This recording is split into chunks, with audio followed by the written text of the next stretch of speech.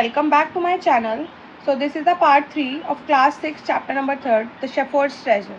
Last हमने complete कर लिया था कि जो बाकी के अदर जो गवर्नर्स थे उन लोगों के अंदर जेलसी फील हो रही थी न्यू गवर्नर के बिहाफ पर। जो न्यू गवर्नर था जैसे कि जो शेफर्ड है उसके लिए, तो उन लोगों ने जो बाकी के अदर गवर्नर्स थे किंग को शेफर्ड के अगेंस्ट नेगेटिविटी माइंड में उनके डाल दी थी कि शेफर्ड जो है वो गलत है, वो मतलब पैसे वैसे रखता है अपनी चेस्ट, आयरन चेस्ट में, ये सारी चीज़ें।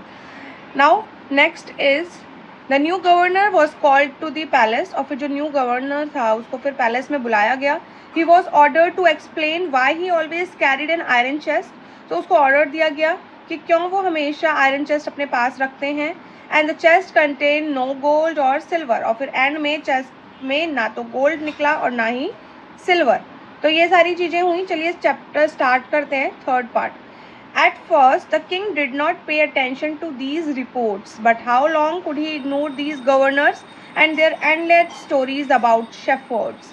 देखो सबसे पहले तो किंग ने सब कुछ इग्नोर किया था, कोई अटेंशन नहीं दी थी उन लोगों की बात पे, क्योंकि किंग को अपने जो न्यू गवर्नर था, शेफर्ड था, उस पर विश्वास था।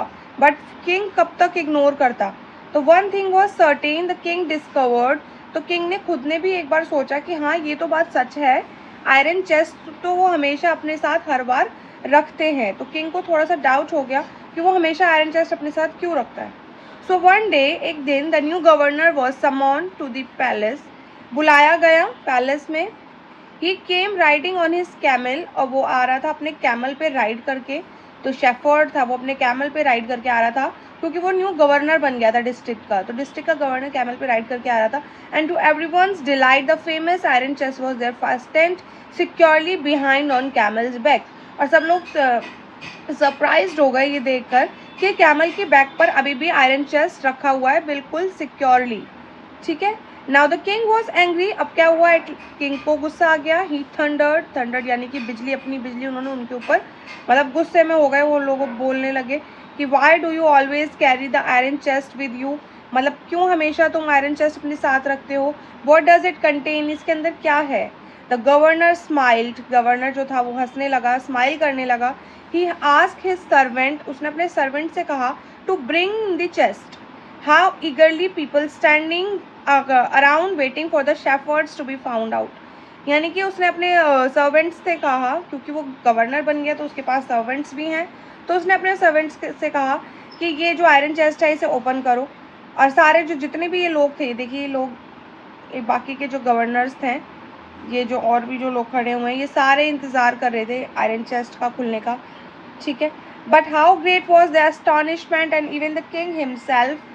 और वो देखते के साथ ही सरप्राइज्ड हो गए जब आयरन चेस्ट ओपन हुई कि चेस्ट के अंदर, आयरन चेस्ट में नो गोल्ड और सिल्वर और ज्वेल्स, को ना तो गोल्ड है, ना सिल्वर है और ना ही ज्वेल्स हैं, कोई ज्वेलरी है। But an old blanket. पर क्या है उसके अंदर, एक ओल्ड ब्लैंकेट है। Was all that come out. सिर्फ वही उस आयरन चेस्ट में से बाहर आई थी। ये है iron chest. Holding it up proudly the shepherd said. उसको प्राउडली शेफर्ड ने होल्ड करा। प्राउडली मतलब गर्व से अपनी उस ब्लैंकेट को, पुरानी चद्दर, ब्लैंकेट कह सकते हैं, उसे होल्ड करा। This is my dear master, is my only treasure, I always carried with me. और उसने फिर किंग से कहा और बाकी लोगों से कहा कि यही है मेरा ट्रेजर, मेरा खजाना। ठीक है, जिसको मैं हमेशा अपने साथ रखता हूँ। ठीक है, अपने साथ रखता हूँ हमेशा, यही है मेरा।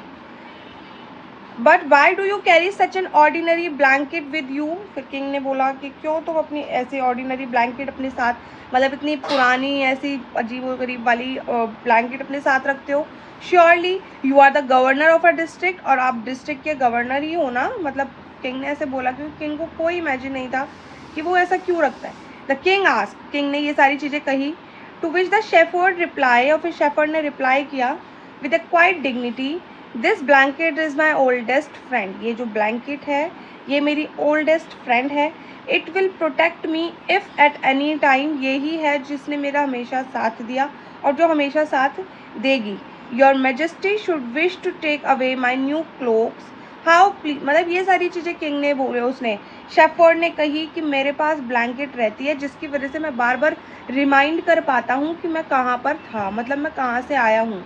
ठीक है, वो अपने बेस को, वो अपने बैकग्राउंड को नहीं भूलता, इसीलिए वो हमेशा, ताकि उसके अंदर कोई मतलब ऐसा कुछ ऐसा उसके अंदर कोई चालाकी ना आ जाए, कोई बेईमानी ना आ जाए उसके अंदर, ये सारी चीज़ें देखकर, मतलब देखो गवर्नर बन चुका है वो, तो उसके अंदर ऐसा कुछ नहीं आए कि हाँ भाई मेरे पास इतना सब कुछ आ गया, घमंड ना आ जाए। तो इसीलिए वो होल्ड डाउन जो ब्लैंकेट है वो अपने पास हमेशा उसको रखता है। How please the king was and how embarrass the jealous governor became to hear the wise man reply.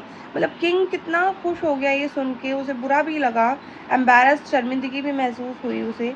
But दो जेलस गवर्नर थे, जो तो बाकी के थे, वो इसका रिप्लाई सुन के, वाइज मैन का रिप्लाई सुन के शॉक हो गए, जेलस हो गए। Now they knew that the shepherd was Indeed the humblest and the wisest man in the land.